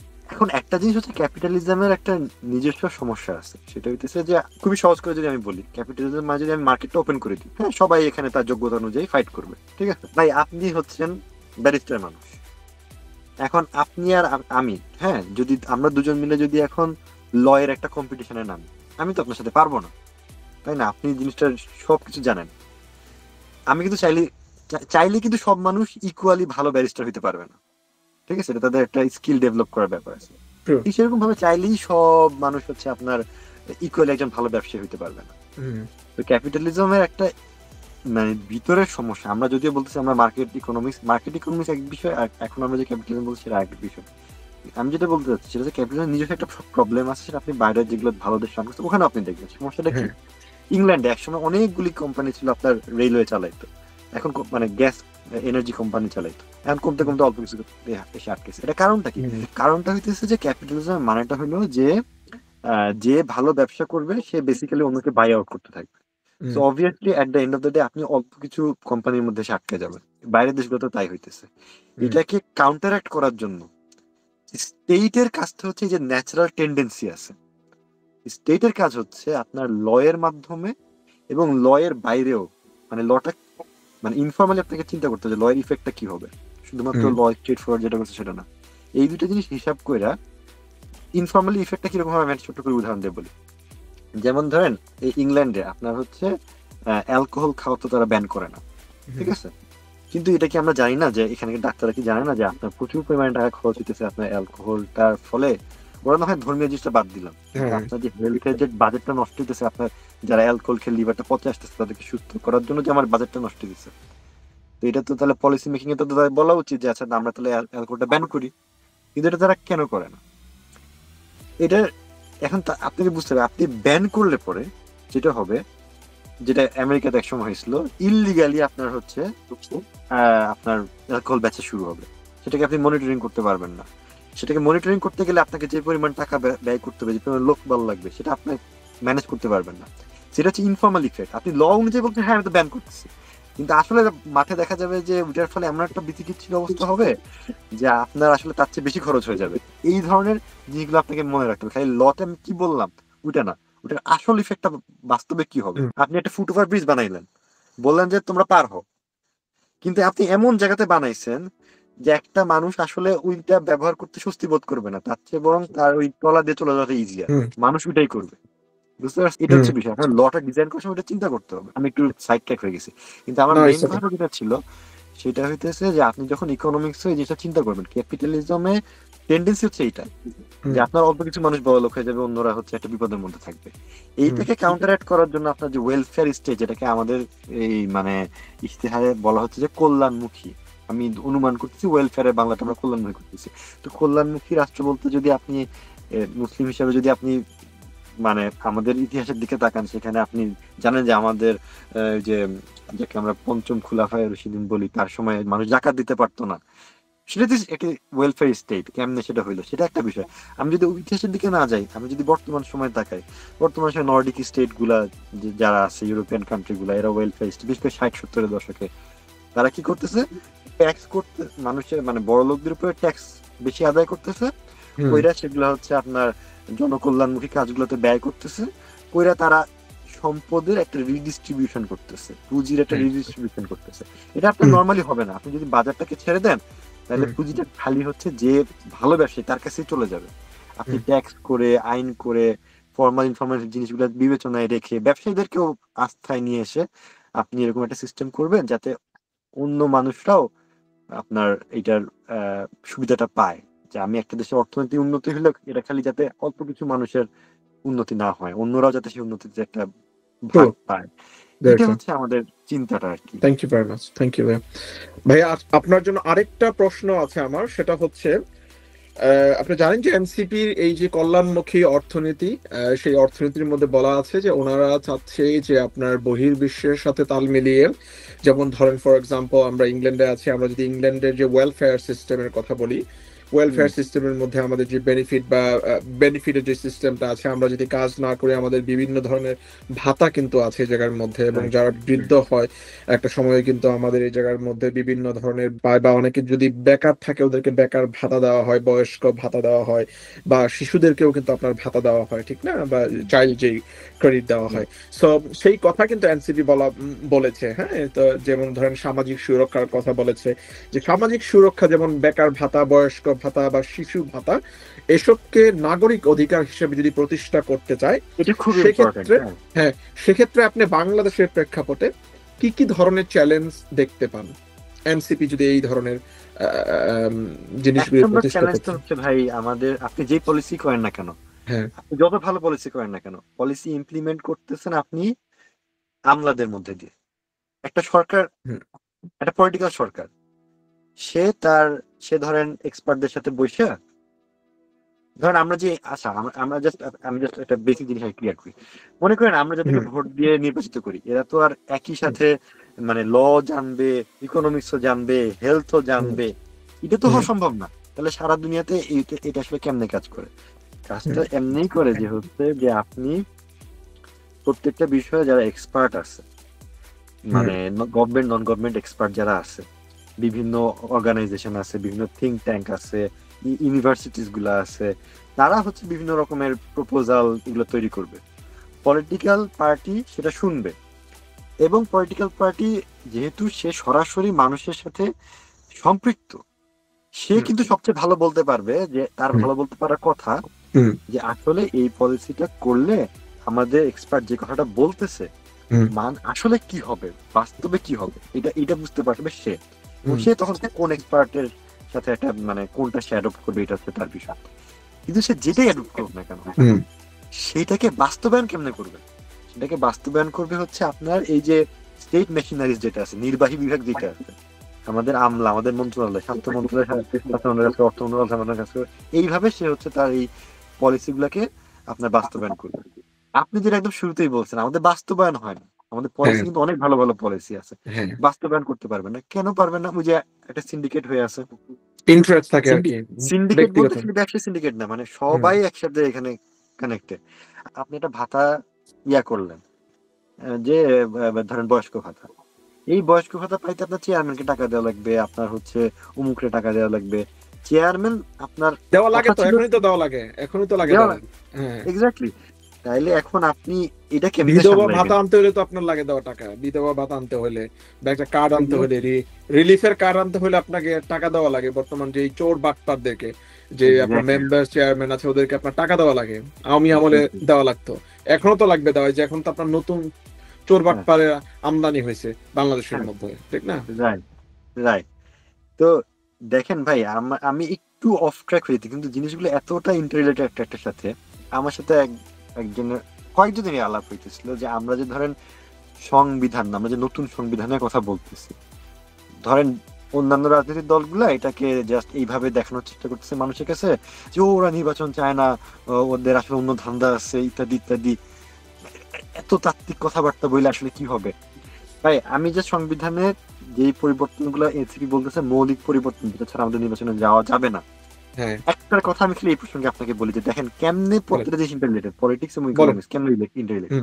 এটা হইতেছে আমরা বলতেছি যে দুর্নীতি দমন কমিশন, এটাকে হইতে হবে আপনার একটা সাংবিধানিক প্রতিষ্ঠান, যেটার উপরে সরকার অর্থাৎ রাজনৈতিক দল সে ওইটাকে ইনফ্লুয়েন্স করতে পারবে না। এখন দুর্নীতি দমন কমিশনের যে হেড, তাকে বেসিক্যালি এমন ভাবে জিনিসটা করা যে তাকে বেসিক্যালি সরকার প্রধান, সে ওখানে তার পছন্দ মতো লোক বসাইতে পারে। আধিপত্যবাদ পারবে না করতে সৃষ্টি, সোজা কথা, কোন আধিপত্যবাদ কেউ সৃষ্টি করতে পারবে না। এটা হচ্ছে এনসিপির মূলনীতি, এটা হচ্ছে জুলাই গণ অভ্যুত্থানের মূল স্পিরিট, যে বাংলাদেশে কোনো আধিপত্যবাদ থাকবে না। এক্স্যাক্টলি। আপনাকে ক্ষমতাগুলোকে পার্টিশন করতে হবে, খুব ক্লিয়ারলি ভাগ করে দিতে হবে, যেটা এ ওকে ইনফ্লুয়েন্স করতে না পারে। ক্ষমতার ভারসাম্য থাকবে। এক্স্যাক্টলি। আমাদের যেটা হচ্ছে আপনি যেটা বলেন একদম শুরুতেই, মাফিয়া হয়ে গেছি আমরা। মাফিয়াতে কি হয়, একটা বস বসে থাকে, সবার উপরে তার কথা চলতেছে, মানে ফর্মালি অথবা ইনফর্মালি, লয়ের ফাঁক বলে। আপনি যদি সংবিধানটা না বদলান, এটা তো আপনাকে তো ওই জায়গাতেই পার্টিশনটা করে ফেলতে হবে। খেলার আইনটা তো ওখানে আপনাকে আগে চেঞ্জ করতে হবে। এখন শুধু দুর্নীতি দমন কমিশন না, দেখেন এই পরের দিকে আছে, আমরা নাই বলে, যদিও আমরা নাইমুলের টপিক নিয়ে আলোচনা করে ফেলতেছি, বন্ধু নাইমুল মাফ করে দিও। আচ্ছা, না নাইমুল ভাই আরো ভালো করে বলবে, দেখেন না কোনো সমস্যা নাই, বাট আমরা তারপরে যে একটা আলোচনা করি আর কি। এক্স্যাক্টলি। আপনার আমি ফিনান্স মানে ইকোনমিক আপনার রেগুলেশনের ক্ষেত্রে আপনার হচ্ছে দুর্নীতি দমন কমিশন, এটা হচ্ছে আমলা এবং সরকারি তাদেরকে আপনি কন্ট্রোলে রাখার জন্য। আপনার যে বিভিন্ন ব্যাংক এবং এগুলোকে আপনার মনিটরিং এ রাখার জন্য যে হচ্ছে আপনার বাংলাদেশ ব্যাংক, আমরা দেখছি বাংলাদেশ ব্যাংকের গভর্নরকে কিরকম মানে নোংরা ভাবে একটা পলিটিসাইজ করা হয়েছে, ঢুকতেই দেয় নাই। শেখ হাসিনা আমলে সাংবাদিক ঢুকতেই দেয় নাই বাংলাদেশ ব্যাংকের মধ্যে। এক্স্যাক্টলি। বাংলাদেশ ব্যাংকে আপনার হচ্ছে আলাদা করা, হ্যাঁ, যাতে তারপরে হচ্ছে আপনার আরেকটা যেটা খুব ইম্পর্টেন্ট, সেটা হচ্ছে অডিট। বলি আমি আমার একটু মনে হয়েছে শেখ হাসিনা যখন ছিল, এই যে আপনার এই গণ অভ্যুত্থানের কিছুদিন আগে মনে হয় আপনার মালয়েশিয়া থেকে নাকি আপনার কোন জায়গা থেকে নাকি চায়না থেকে, যে মনে নাই যে বাংলাদেশ ব্যাংকের মধ্যে যে আপনার একটা সাইবার অ্যাটাক হলো, তখন কিন্তু একটা রিউমার ছড়ছিল যে আমাদের রিজার্ভের মধ্যে একটা সিরিয়াস লেভেলের অ্যাটাক হয়েছে।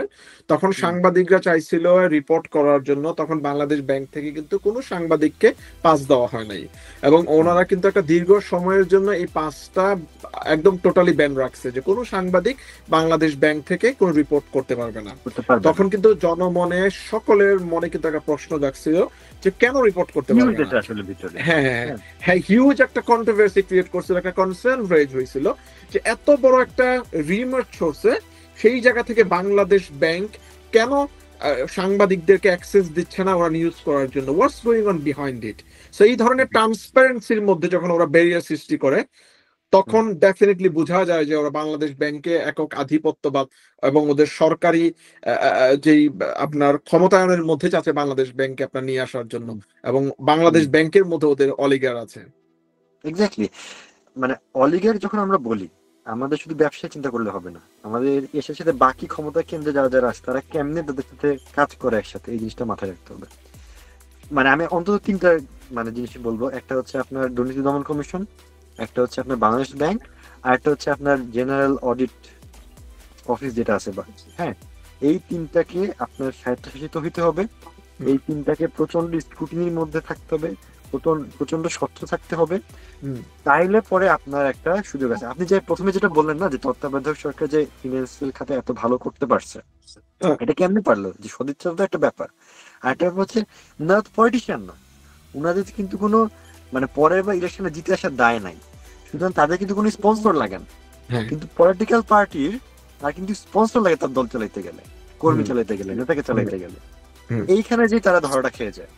সো পলিটিক্যাল পার্টি যেহেতু একটা ভালনারেবল, এবং তারা যেহেতু আপনার এইভাবে কম্প্রোমাইজ হইতে পারে, আপনাকে রাষ্ট্রের কিছু অংশকে এমন ভাবে আলাদা করতে হবে যাতে একটা পলিটিক্যাল পার্টি সরকার গঠন করলেও, নির্বাহী বিভাগের সকল ক্ষমতা তার হাতে থাকলেও, সে যাতে এই আলাদা প্রতিষ্ঠানগুলোকে সে সহজে আপনার হাত না দিতে পারে, ওখানে নিয়মের মধ্যে থেকে সে যাতে হাত না দিতে পারে।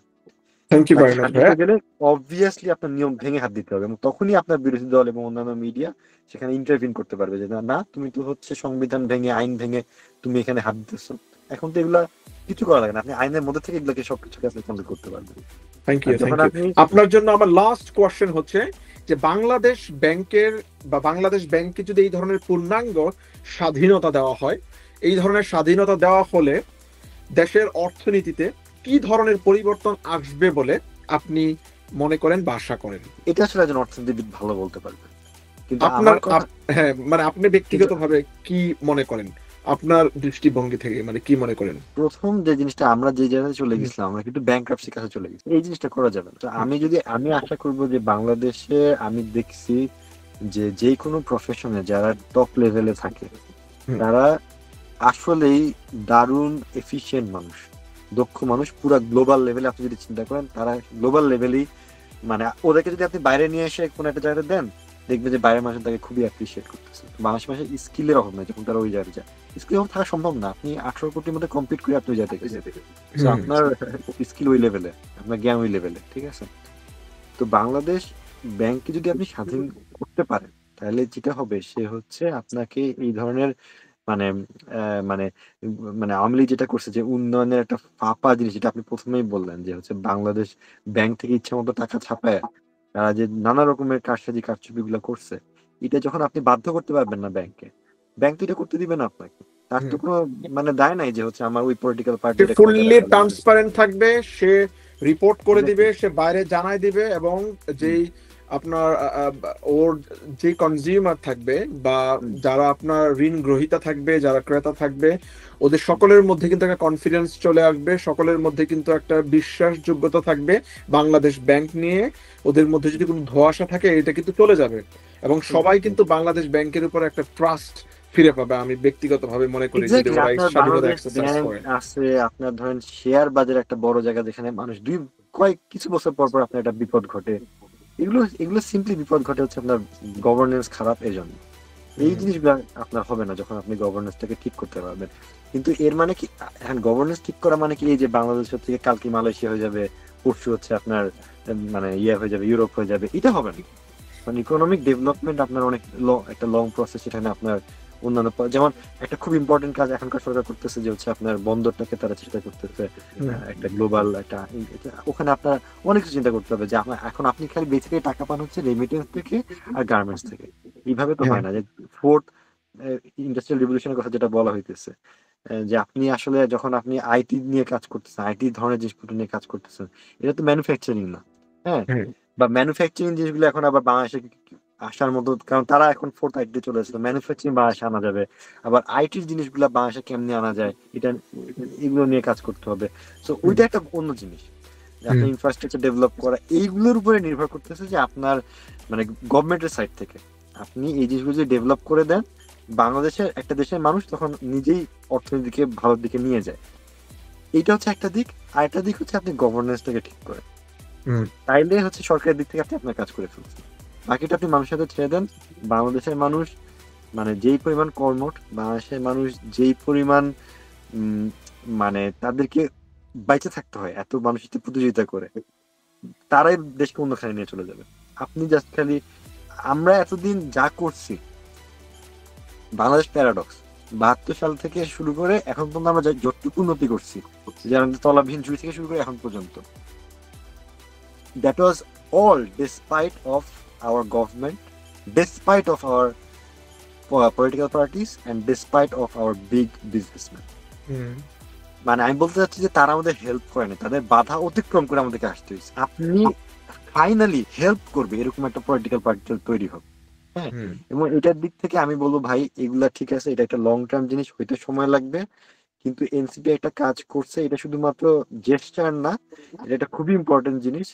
সেটা হচ্ছে তারা যে ক্রাউড ফান্ডিংটা করতেছে, হ্যাঁ, এটা খুবই ইম্পর্টেন্ট এই জন্য যে আপনি যতক্ষণ না এই অলিগার্কদের স্পন্সরশিপের বাইরে থেকে এসে আপনার পার্টিটা চালাতে পারতেছেন, ততক্ষণ পর্যন্ত আপনার এদের বিরুদ্ধে পলিটিক্যাল ফাইট করা খুবই ডিফিকাল্ট হবে, বুঝতে পারছেন? সো আমাদেরকে আসলে এদের টাকার বাইরে এসে পলিটিক্যাল পার্টিটা দাঁড়া করাতে হবে। এটার জন্য এনসিপি, আমি দেখতেছি যে আপনারা কি চেষ্টাটা করতেছেন।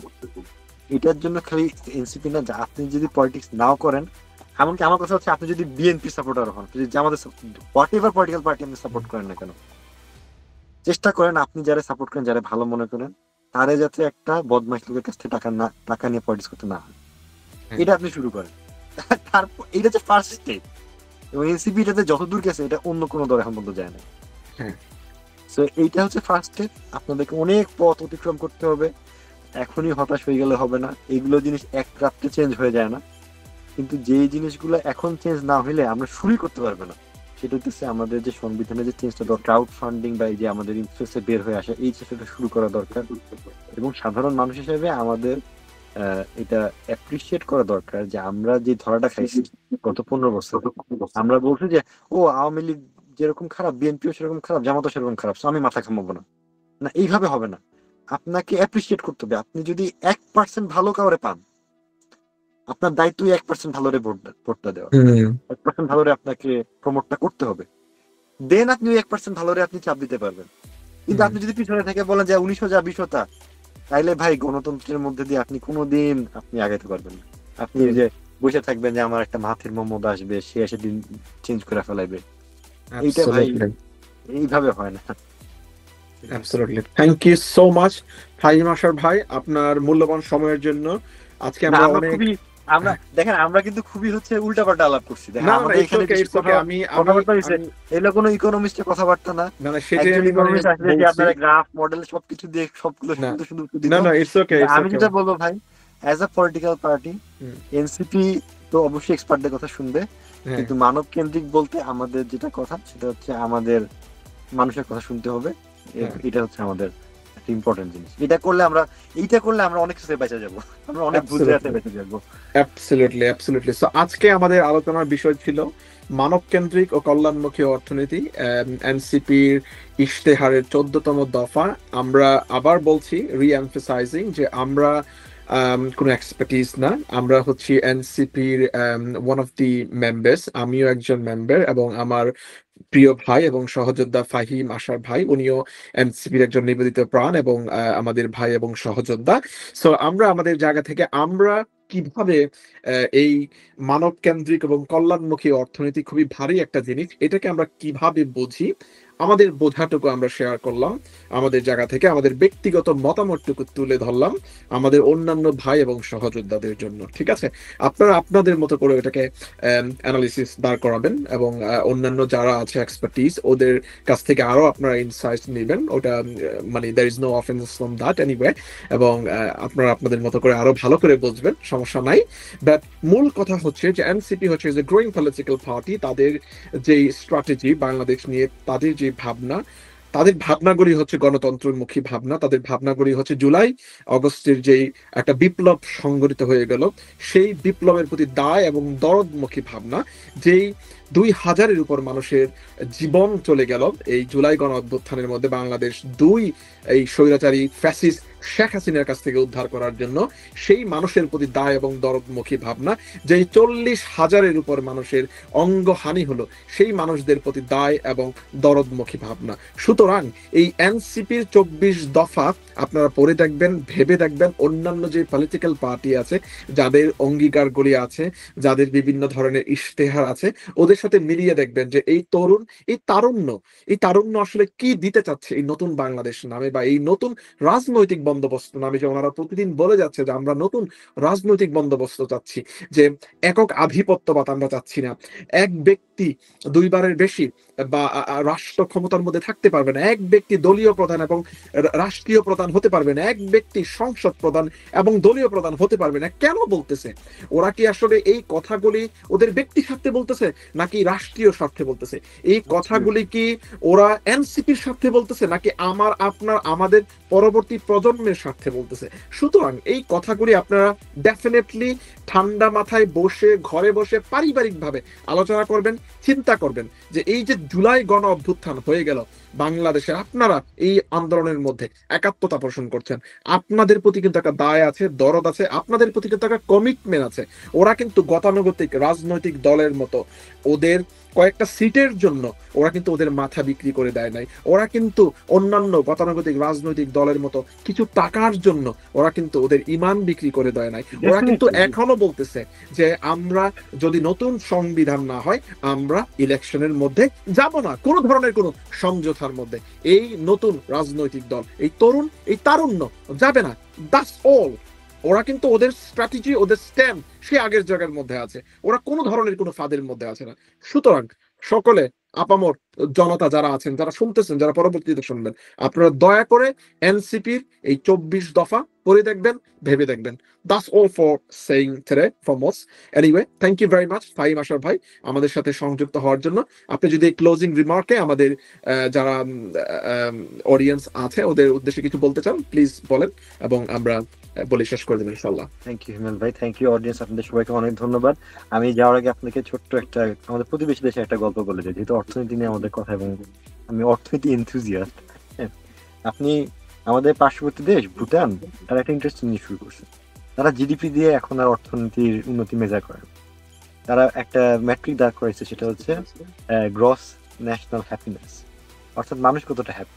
এটা দিয়ে তারা বোঝার চেষ্টা করে তাদের ইকোনমি কেমন ফাংশন করতেছে। ফ্যান্টাস্টিক। আমাদের ইশতেহারে একটা ইন্টারেস্টিং জিনিস আছে, সেকেন্ড পয়েন্টে ভেরি নাইস প্যারামিটার। এটা দ্বিতীয় বা তৃতীয় লাইনে যখন আমরা মানব কেন্দ্রিক কথা বলছি, তারপরে একটা প্যারামিটার ওইভাবে আমরা বলি নাই, কিন্তু আমরা একটা ইন্টারেস্টিং জিনিস বলছি, আমি জাস্ট আপনাদের বিবেচনা কিন্তু রাখলাম। সেটা হচ্ছে যে তারা বলতেছে যে কোয়ালিটি অফ লাইফ দিয়ে আমরা মেজার যদি করতে চাই অর্থনীতিকে, তাইলে কেমন হবে। এখন জিডিপি মানে হচ্ছে বেসিক্যালি সারা দেশের সব মানুষ যত টাকা আয় করে, সরকার প্রতিষ্ঠান যত টাকা আয় করে, সেটাকে আপনি মাথা পিছু মানে জনসংখ্যা দিয়ে ভাগ দিয়ে দিবেন। এটা হচ্ছে আপনার জিডিপি, ঠিক আছে। ঠিক উল্টা জিনিসটা হচ্ছে যে আপনি কেউ আয় করে মানে কেউ ব্যয় করে, আপনি ব্যয় দিয়েও হিসাব করতে পারেন। যত মানুষ ব্যয় করে সেটাকে যদি আপনি মাথা পিছু সব লোকের সংখ্যা দিয়ে ভাগ করে দেন, আপনি জিডিপি পেয়ে যাবেন, ঠিক আছে।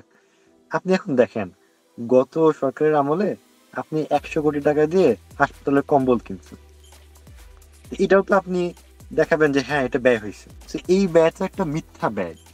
এটা মানেটা কি? আপনি একটা জিনিস ব্যয় করতেছেন, সেটা মানেটা কি? এটা মানে হচ্ছে আসলে হওয়ার কথা যে আপনি নতুন কিছু প্রডিউস করছেন, ফিজিক্যাল কোনো পণ্য অথবা নতুন কোনো সেবা দিচ্ছেন, মানে আপনার টোটাল সেবার পরিমাণ বাড়ছে বা পণ্যের পরিমাণ বাড়ছে, উৎপাদনের পরিমাণটা বাড়ছে। এটা হচ্ছে রিয়েল ইকোনমি।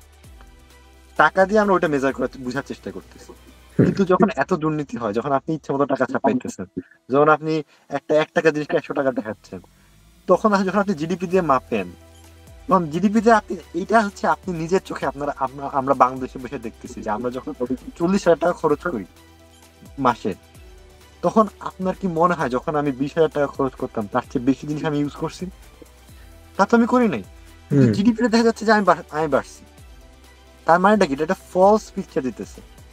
কিন্তু আপনি যখন কোয়ালিটি অফ লাইফ দিয়ে একটা জিনিস বিবেচনা করবেন যে আসলে আমি কতখানি ভোগ করতেছি, আসলে আমার প্রোটিন ইনটেকটা বাড়ছে কিনা, আসলে আমি বেশি সেবাটা নিতে চিকিৎসা পাচ্ছি কিনা, আসলে আমার বাচ্চার যে পড়াশোনার যে আমি যতগুলো টিচার অ্যাফোর্ড করতে পারতাম সেটা বাড়ছে কিনা, এইটা দিয়ে যখন আপনি মেজার করবেন তখন আপনি কিন্তু একটা সত্যিকারের পিকচার পাবেন। So it's a very interesting idea. আমাদের ইশতেহারটা খুবই কম্প্যাক্ট, কিন্তু একদম শুরু থেকে মানে একটা মানব কেন্দ্রিক অর্থনীতি একটা ফিলোসফিক্যাল আইডিয়া থেকে শুরু করে একদম প্র্যাকটিক্যাল লেভেল পর্যন্ত খুব কনডেন্সলি কথাগুলো বলা আছে। তো আমি মনে করি যে এটা আসলে খুবই খুবই একটা ইন্টারেস্টিং স্টার্টিং পয়েন্ট অর্থনীতির দিক থেকে। যারা অর্থনীতিবিদ আছেন অবভিয়াসলি এটার ভিতরে খুব ভালো অর্থনীতিবিদরা কাজ করছেন, আমি এটা পড়ে বুঝতে পারতেছি। ইনশাল্লাহ সাধারণ মানুষকে কেন্দ্রে রেখে এনসিপি যদি আপনার এনসিপি সমর্থন দেন এনসিপিটা করতে পারবে, যদি না দেন তাহলে কিন্তু আসলে আমার মনে হয় আমি তার কাউকে দেখতেছি না যে তারা এই নতুন চিন্তাগুলো করতেছে। একটা জিনিস আপনি 50 বছর ধরে ট্রাই করছেন, লাভ হয় নাই, আর কত বছর আপনি ট্রাই করবেন? এবং না হওয়ার কারণগুলো পরিষ্কার, ক্লিয়ার। অ্যাবসলিউটলি। Thank you. ঠিক আছে, আমি অনেক এলোমেলো কথা বললাম। অনেক ধন্যবাদ। আমরা তো আমাদের জাস্ট পার্সোনাল অপিনিয়ন জাস্ট আমরা আমাদের এই জায়গায় শেয়ার করেছি। অনেক ধন্যবাদ। ধন্যবাদ। আপনারা হিমেল ভাইয়ের সাথে থাকেন, উনি খুবই ইন্টারেস্টিং একটা সিরিজ করতেছে। আমি খুব আগ্রহ নিয়ে সবার কথা শোনার জন্য ওয়েট করতেছি। আমাদের এক্সপার্টদের কথা শুনতে হবে, আমাদের মানুষের এক্সপার্ট, তাদের কথা শুনতে হবে ইনশাআল্লাহ। থ্যাংক ইউ সো মাচ ফাইজ ভাই, আপনার এত ব্যস্ত সময়ের মধ্যেও আমাদের আজকে সময় দেওয়ার জন্য থ্যাংক ইউ ওয়ান্স অ্যাগেইন। আমাদেরকে আজকে সময় দেওয়ার জন্য থ্যাংক ইউ ভেরি মাচ ভাই। হ্যাঁ, কথা হবে ইনশাআল্লাহ। থ্যাংক ইউ ভেরি মাচ যারা আমাদেরকে শুনলেন কষ্ট করে, এবং দেখা হবে ইনশাআল্লাহ আমাদের নেক্সট এপিসোডে। আসসালামু আলাইকুম।